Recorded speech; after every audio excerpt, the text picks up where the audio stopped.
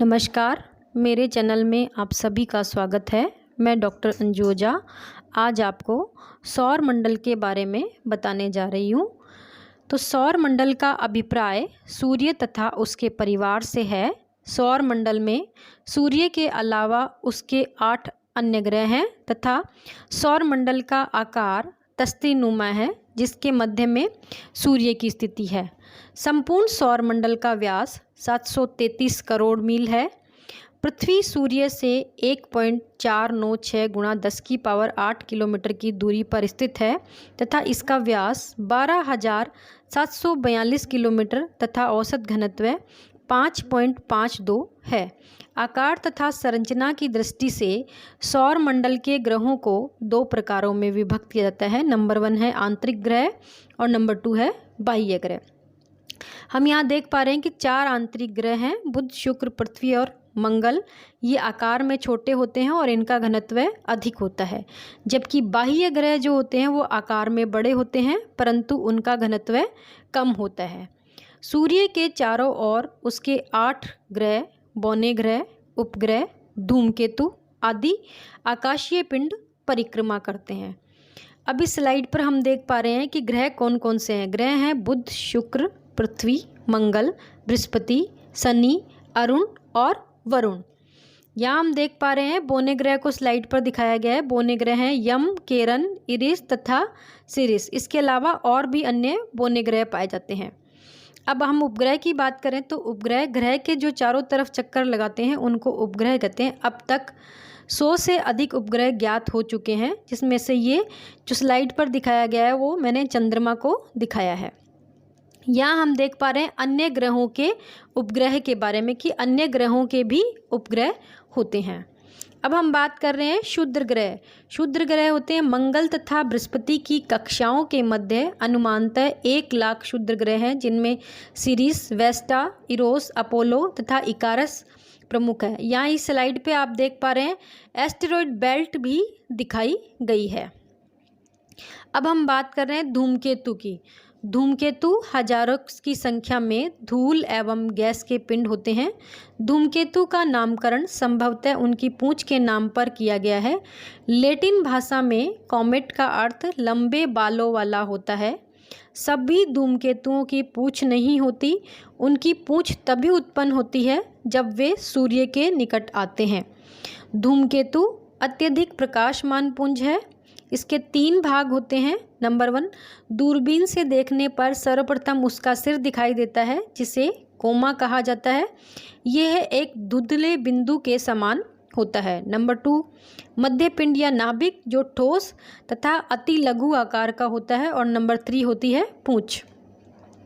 यहाँ इस स्लाइड पे आप देख रहे हैं किसी धूमकेतु को दिखाया गया है। अब हम बात कर रहे हैं उल्का की। उल्का लोहे तथा पत्थरों के पिंड होते हैं। ये टूटते हुए तारे की भांति रात में दृष्टिगोचर होते हैं, किंतु वास्तव में वे ठोस आकाशीय कण होते हैं जो पृथ्वी के वायुमंडल में प्रवेश करने पर घर्षण के कारण जलने लगते हैं। प्राय ये जलने पर नष्ट हो जाते हैं, किंतु कभी कभी उल्कापात के रूप में पृथ्वी पर आकर गिरते हैं तथा खंडित हो जाते हैं।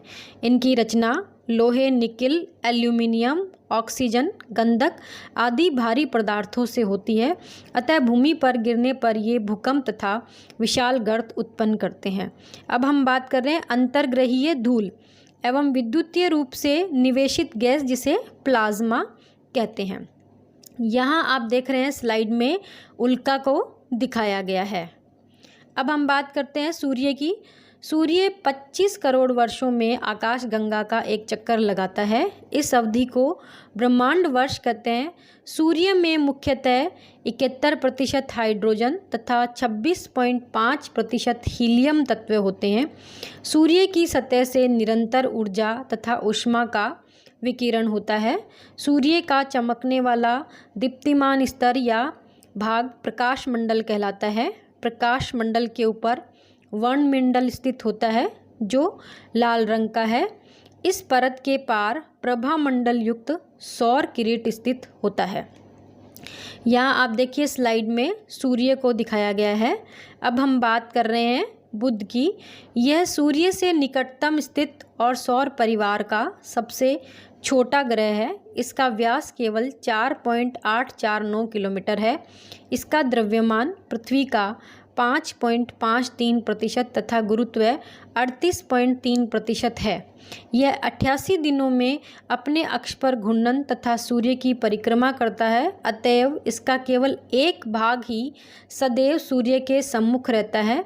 इसका कोई भी उपग्रह नहीं है।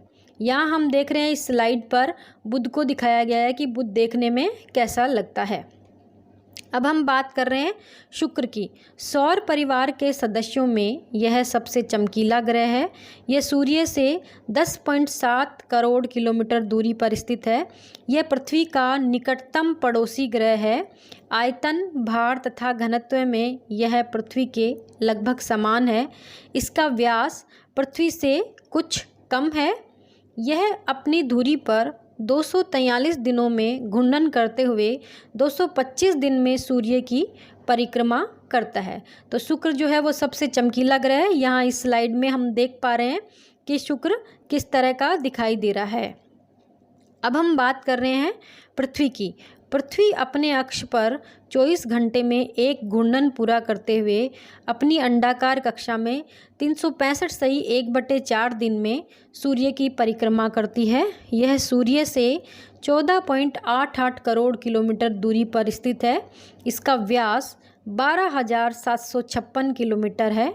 पृथ्वी की सबसे प्रमुख विशेषता इसका वायुमंडल है, जिसके कारण यहाँ जीवन विकसित है। इसकी सतह पर अधिकतम तापमान 59 डिग्री है। इसका एक उपग्रह है चंद्रमा। यहाँ देखेंगे आप इस स्लाइड पर पृथ्वी को दिखाया गया है। अब हम बात कर रहे हैं पृथ्वी का उपग्रह जो कि चंद्रमा है उसकी। चंद्रमा एक विशिष्ट उपग्रह है। चंद्रमा का धरातल अत्यंत ऊबड़ खाबड़ है, जिस पर विशालकाय क्रेटर की अधिकता है। चंद्रमा पर वायुमंडल का अभाव है, क्योंकि इसकी गुरुत्वाकर्षण शक्ति इतनी कमज़ोर है कि वह गैसों को बांधकर नहीं रख सकती है। चंद्रमा पर वायु न होने के कारण ध्वनि भी नहीं है। यहाँ इस स्लाइड में आप देख पा रहे हैं चंद्रमा और तारों को दिखलाया गया है। अब हम बात कर रहे हैं मंगल की। शुक्र एवं पृथ्वी से छोटे इस ग्रह का व्यास 6,775 किलोमीटर मात्र है। यह सूर्य से 22.79 करोड़ किलोमीटर दूर स्थित है।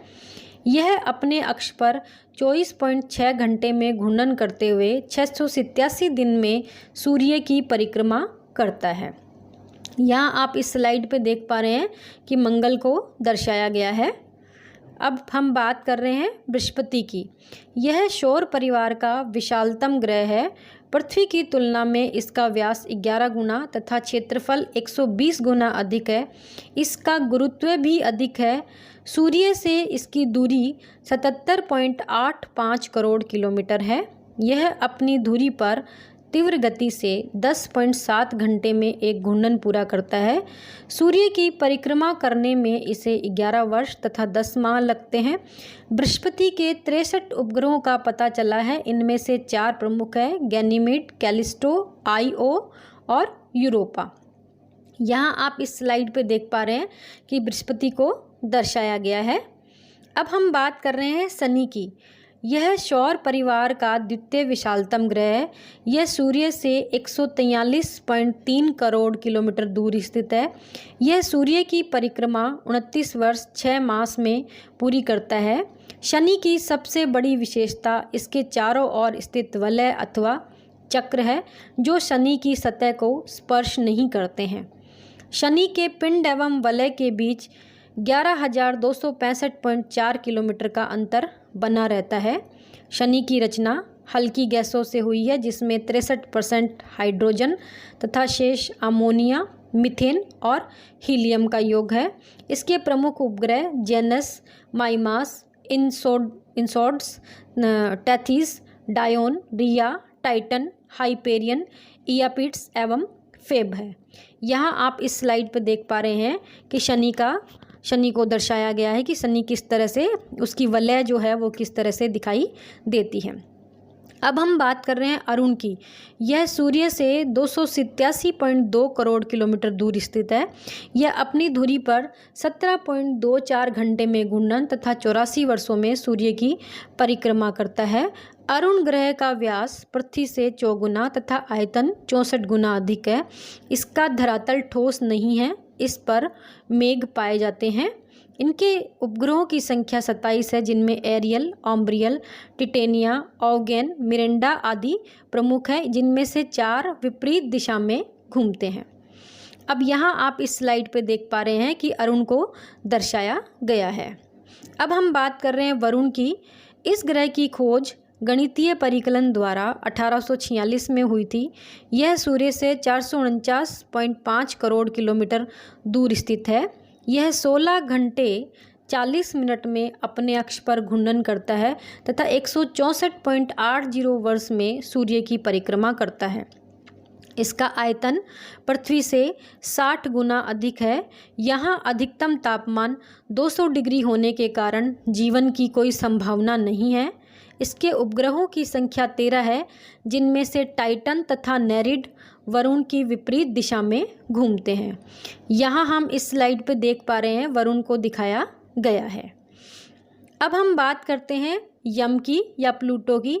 सन 1930 में प्लूटो, जिसको कुबेर भी कहा जाता है, ग्रह की सौरमंडल में 9वें ग्रह के रूप में खोज की गई थी, परंतु सन 2006 में अंतर्राष्ट्रीय खगोलीय संगठन ने इसकी ग्रह की मान्यता वापस ले ली तथा प्लूटो को बोना ग्रह का दर्जा दिया गया। किसी ग्रह को ग्रह होने के लिए निम्न शर्तों का पूरा करना आवश्यक है, जिसमें नंबर 1 है, इसे सूर्य की कक्षा में होना होगा। नंबर 2, इसे काफ़ी भारी होना होगा ताकि अपनी गुरुत्वाकर्षण शक्ति से यह एक गोला हो सके। और नंबर 3 है, इसकी कक्षा को किसी अन्य ग्रह की कक्षा को नहीं काटना चाहिए। तो ये 3 शर्तें यदि कोई ग्रह पूरा करता है तो उसको ग्रह की कैटेगरी में शामिल किया जाता है। यहाँ हम देख रहे हैं प्लूटो को दर्शाया गया है इस स्लाइड पर। प्लूटो का द्रव्यमान उसकी कक्षा के अन्य वस्तुओं के द्रव्यमान का मात्र 0.07 गुना ही है, जबकि पृथ्वी का द्रव्यमान उसकी कक्षा के अन्य वस्तुओं के द्रव्यमान का 1.7 मिलियन गुना अधिक है।